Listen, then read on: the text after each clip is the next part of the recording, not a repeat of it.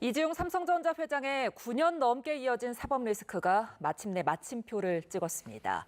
항소심에 이어 조금 전 대법원에서도 이재용 삼성전자 회장에게 최종 무죄를 선고했는데요. 이번 대법원 선고의 주요 내용과 함께 향후 삼성의 경영에는 어떤 변화가 있을지 서정빈 변호사 그리고 정철진 경제평론가와 함께 자세히 짚어봅니다. 두 분 안녕하십니까? 네, 안녕하십니까? 예, 먼저 변호사님, 오늘 대법원 판결의 핵심부터 좀 짚어볼까요?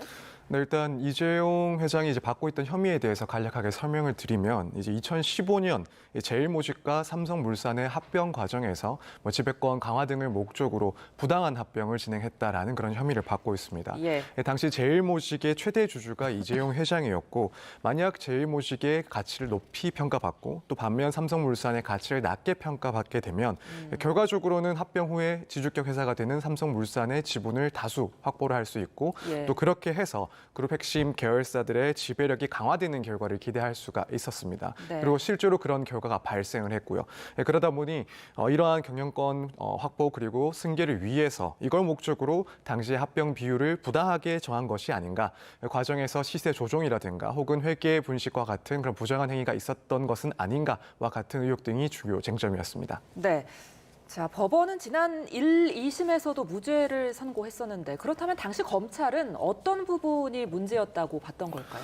일단 검찰은 당연히 당시에 이제 이런 승계권 강화를 위해서 부정하게 합병 비율을 정하고 진행을 했다라고 의심을 갖고 있었습니다. 예. 그리고 일단 이런 내용들은 삼성 미래전략실에서 계획을 한 것이다라고 판단을 하고 있었고 이제 시세 조종도 동원을 해서 삼성물산이나 혹은 제일모직의 주가를 인위적으로 조작했다라는 혐의도 제기를 했던 상황입니다.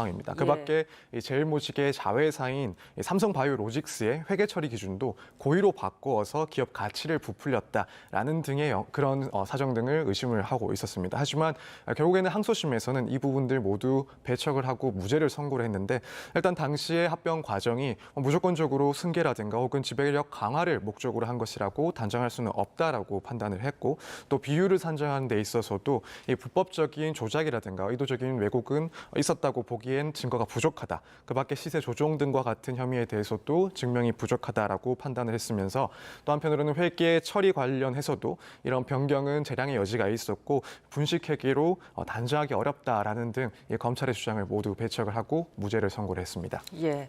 그러니까 핵심은 경영권 승계인 건데 그렇다면 지금 삼성의 지배 구조는 어떻게 돼 있습니까?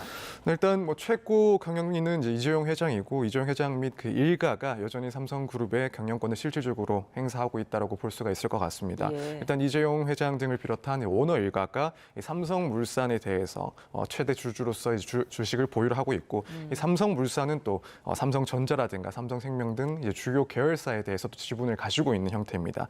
따라서 현 시점으로서는 이 이재용 회장 그리고 그 일가가 오너십을 가지고 또 소유를 하고 있다라고 평가를 할 수 있을 것 같고 예. 다만 이제 앞으로 정부에서는 기업 지배 구조 개선에 대한 강한 의지를 보이고 있기 때문에 이런 구조가 조금 변동 가능하지 않나라는 전망도 있는 것으로 알고 있습니다. 예.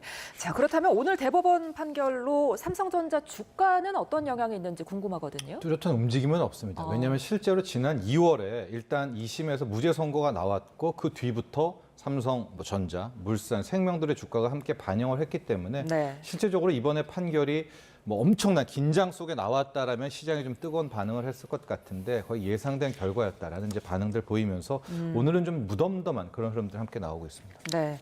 그 이재용 회장이 개인적으로 보면 햇수로 거의 10년째 재판장을 오가면서 이제 사법 리스크 아래에 있었잖아요. 네. 그러면서 어떻게 보면은 제대로 된 경영 행보를 보일 시간이 없었다. 이런 평가들도 있는데 평론가님은 어떻게 생각하세요? 실질적으로 그런 점이 많이 컸었고요. 예. 그것을 꼭 이재용 회장의 사법 리스크 때문이었다라고 이야기는 할 수는 없겠지만 지금 반도체 부분, 특히 HBM3 이 부분에 있어서 삼성전자가 옛날의 삼성전자가 아니거든요. 예. 그런 것들에 대한 이유도 결과적으로 사법 리스크가 어느 정도 작용을 했다라고 볼 수가 있겠고 더욱 중요한 것은 기업이라면 특히 삼성전자 같은 기업이라면 새로운 성장 동력, 먹거리를 찾아야 되는데 아직까지 삼성전자를 놓고 보면 반도체 외에 뭐 하나 뚜렷한 신성장 동력이 없었거든요. 그런 점들이 사법 리스크의 하나의 결과물이 아니었나. 또 반대로 말하면 이제 족쇄를 풀었기 때문에 그런 점에 또 기대를 해볼 수 있다. 이렇게 평가하겠습니다. 네.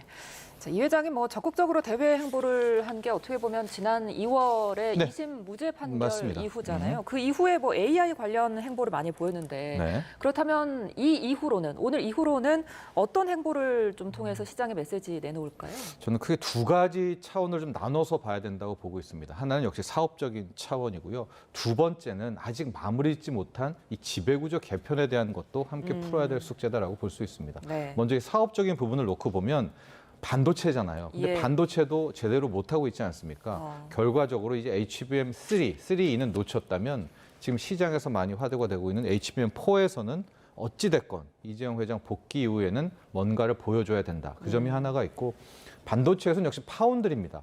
또 공교롭게도 이재명 대통령, 신정부는 굉장히 이 반도체 파운드리를 또 밀고 있거든요. 예. 여기에서 어느 정도 좀 가시적인 성과를 냈으면 하는 그런 기대를 가져보고 예. 사업적에서 또 하나는 아까 신성장 동력 이야기를 했는데 그게 로봇이 되든 아니면 지금 뭐 전원에 의하면은 이재용 회장이 디지털 헬스케어 쪽 이런 쪽에 굉장히 좀 집중하고 있다라고 합니다. 여기에서 삼성전자가 나아갈 또 하나의 캐시카우를 좀 가시적으로 찾아야 된다라는 게 한 가지 숙제고요. 두 번째는 실은 이번 재판의 시작이기도 한데 현재는 삼성물산이 일종의 지주회사 노릇을 하고 있거든요. 근데 그 전에는 제일모직이었고 그 둘을 합치는 과정에서 이제 이 사단이 났는데 그렇다면 지금 삼성물산이 완벽한 지주회사냐? 그것도 아니거든요. 예. 결과적으로는 지배는 하고 있지만 크게 보면 이재용 회장의 정점에 있고 제조 사이드에는 삼성물산, 금융 사이드에는 삼성생명을 거느리고 있는데 가운데 있는 이 삼성전자에 대한 처리 문제가 늘 고민입니다. 특히 민주당에서 보험업법 개정안이라고 하죠. 삼성생명법을 통과시킨다고 한다면 예. 삼성생명이 들고 있는 삼성전자의 지분 이게 거의 8.5%가 넘습니다. 이걸 처분해야 되거든요. 예. 그렇다면 결과적으로 이재용 회장이 어떻게 삼성전자에 대한 지배력을 유지할까 이 고민이 있기 때문에 시장에서는 지금 여러 가지 이야기가 나오고 있거든요. 결과적으로 이 지배구조 개편도 이제 또 하나의 풀어야 될 숙제다라고 보고 있고 특히 이재명 정부, 이 신정부는 밸류업 쪽에서 굉장히 강조를 하고 있지 않습니까? 예. 그래서 사업적인 차원 외에도 이 지배구조 개편도 굉장히 좀 박차를 가하지 않을까 이런 전망해 봅니다. 예, 자, 여러 가지 뭐 문제점 꼬집어 주셨습니다만 사실 삼성전자 하면은 국민 주식으로 불리잖아요. 그럼에도 불구하고 현재 6만 전자를 벗어나지 못하고 있단 말이죠. 네. 일단은 이 6만 원대에서 좀 탈출을 해야 하지 않느냐 이런 뭐 아우성들이 많은데 네. 어떻게 생각하세요? 결과적으로 모멘텀과 실적이죠. 뭐 주식이라는 게 멋대로 움직이는 것 같지만 예. 두 가지입니다. 실적을 통해서 현재 돈 잘 벌고 있는지 성장성을 통해서 앞으로 돈을 더 잘 벌지를 보여줘야 될 것 같은데 삼성전자는 두 가지 다 못했고요. 그 결과가 5만 전자, 6만 전자, 뭐 500만 주식 투자자들을 현재 좀 괴롭게 하고 있는데요. 예. 언제 벗어나느냐? 앞서 얘기했지만은 새로운 모습 보여야 됩니다. HBM3 12단 빨리 엔비디아와 계약을 하던가 이게 안 되면 HBM4에서 상당히 빨리 좀 깃발을 꽂던가 이런 예. 것들을 보여야 주가의 탄력성이 있을 것 같고요. 그것도 아니라면 뭐 로봇이라지 M&A 아니면은 디지털 헬스케어랄지 AI 솔루션이랄지 아니 하다못해 뭐 요즘에 안경도 굉장히 지금 인기 나오고 있지 않습니까? 예. XR 가상현실 안경이랄지 뭐 하나의 새로운 성장 동력에 대한 희망을 좀 보여줘야 주가는 움직이지 않을까 이렇게 봅니다. 예, 뭐 삼성전자도 역시 뭐 신사업 발굴에 힘을 쏟는 모습이잖아요. 네. 향후 뭐 적극적인 인수합병이나 신사업 투자에 전념하지 않겠냐 이런 전망들도 있는데 네. 당장 어떤 분야에 공을 들일까요? 뭐 앞서 얘기했지만 이제 그런 분야 쪽에서 저는 발빠른 M&A가 좀 나오지 않을까라고 보고 있습니다. 얼마 전에도 이 디지털 헬스케어 플랫폼도 인수도 하고 그런 차원이 있었기 때문에 결국 요즘 같은 시대에서는 뭘 새롭게 개발해서 그걸 키우기보다는 결국 M&A를 통해서 빠르게 따라잡아야 될 거거든요. 그래서 일단 이재용 회장의 그런 행보도 좀 기대해 보도록 하겠고 시장은 또 하나 관심 갖는 부분이 등기이사 복귀입니다. 저는 당초에 2월 무죄 나고 올 3월 주총에서 이재용 회장이 등기이사 될 거라고 좀 전망을 했는데 아마 대법원 판결까지도 좀 보고 싶어 했던 것 같아요. 예. 그렇다면 결과적으로 내년 3월 주총인데 저는 좀 더 투자자와 어떤 또 국민들에 대한 뭐 바람을 부응한다면 임시주총이라도 열어가지고 빨리 등기이사로 좀 복귀하는 또 그런 강한 의지도 피력하는 것이 좋지 않을까 이런 제언도 해봅니다. 예, 알겠습니다. 삼성전자 선고 내용부터 경영권까지 오늘 서정빈 변호사 그리고 정철진 경제평론가와 함께 짚어봤습니다. 오늘 말씀 고맙습니다.